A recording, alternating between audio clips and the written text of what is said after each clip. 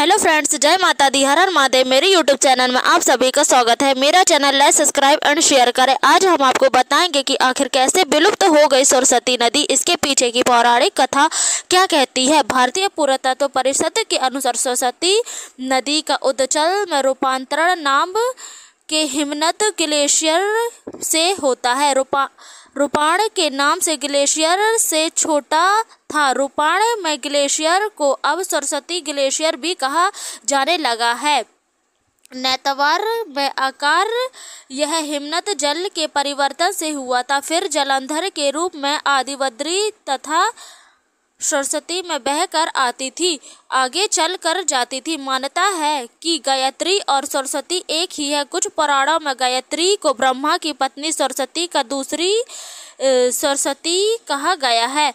मत्स्य पुराण के अनुसार ब्रह्मा के बाएं अंग में एक महिला के रूप उभय, जिसे सरस्वती, सावित्री और गायत्री के नाम से माना जाता है। ऐसा कहा जाता है कि ब्रह्मा जी ने अपने कमंडल से जल छिड़कने के बाद देवी सरस्वती का उद्भव हुआ था और ब्रह्मा जी ने सरस्वती को वीणा और पुस्तक से सृष्टि को अलौकित करने का आदेश दिया था। इसी वजह से देवी सरस्वती को वीणादायिनी कहा जाता है।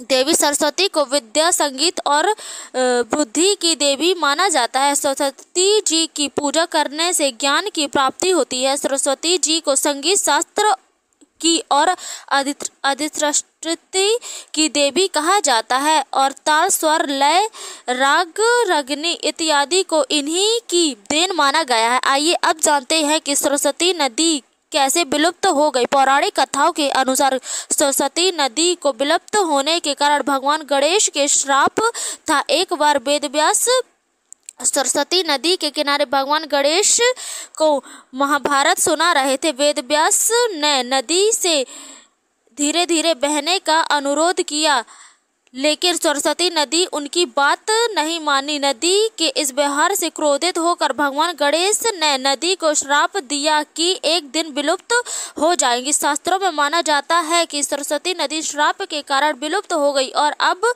दिखाई नहीं देती है। एक और कथा के अनुसार इस नदी को प्राप्त वरदान के कारण यह विलुप्त होकर अस्तित्व में है। उसी वरदान की वजह से प्रयाग के गंगा, यमुना और सरस्वती के मिलन माना जाता है, जबकि सरस्वती नदी कभी किसी को दिखाई नहीं देती है। सरस्वती नदी के तट पर बसी सभ्यता की हड़प्पा सभ्यता कहा जाता है। कुछ लोगों का मानना है कि सरस्वती नदी की कोई वजूद नहीं है। कुछ रिपोर्ट के मुताबिक यह अंत में अरब सागर के कच्छ की खाड़ियों में गिरती है। वैदिक सरस्वती नदी में जलवायु और टेक्निक परिवर्तन के कारण लगभग 5000 बीपी में विलुप्त हो गई थी। ऐसा माना जाता है कि सरस्वती नदी अभी भी थार रेगिस्तान के नीचे बह रही है और इसका हिमाचल संपर्क में जीवित है। ऐसा माना जाता है कि कुछ गतिविधियों के कारण नदी सूख गई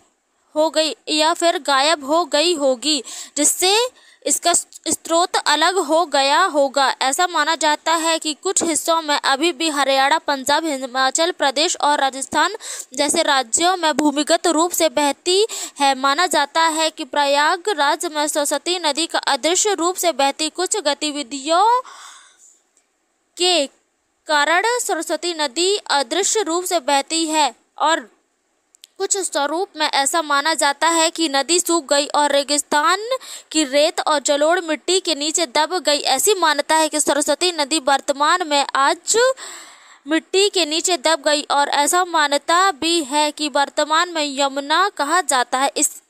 इसका इतिहास 4000 वर्ष पूर्व माना जाता। भूजल में गिर गए, इसलिए यमुना के सरस्वती का जल भी प्रवाह में होने लगा। इसलिए सिर्फ प्रयाग की 3 नदियों का संगम देवी सरस्वती का जन्म कैसे हुआ। पौराणिक कथा के अनुसार जब ब्रह्मा जी ने सृष्टि की रचना का कार्य में संपन्न करा तो उन्होंने पाया कि सृष्टि में सब कुछ है, लेकिन मूक, शांत और नीरस है। तब उन्होंने कमंडल से जल निकाला और छिड़क दिया, जिससे माँ सरस्वती प्रकट हो गई। उन्होंने अपने हाथों में वीणा की माला और पुस्तक धारण कर रखी थी। कुछ कहानियों के अनुसार सरस्वती नदी को आसपास की नदियां सतलुज और यमुना द्वारा एकत्रित किया जाता है। सिंधु काल के दौरान सरस्वती की एक बड़ी नदी थी जिससे सतलुज और यमुना मिलती थी। क्षेत्र की हलचल के कारण यमुना नदी सिंध प्रणाली से अलग हो गई और समख के साथ अपनी वापसी ले लिया गया और नदी छोटी हो गई और सूख गई। भूकंप के कारण जब जमीन के ऊपर उठी तो सरस्वती का पानी यमुना से गिर गया और सरस्वती नदी यमुना में जा मिली और प्रयाग की इस वजह से 3 नदियों का संगम माना जाता है, क्योंकि वह सभी सरस्वती नदी गुप्त रूप से बहती है। धन्यवाद। अगर आपको हमारा चैनल अच्छा लगता है तो लाइक, सब्सक्राइब एंड शेयर करें। जय माता दी, हर हर महादेव।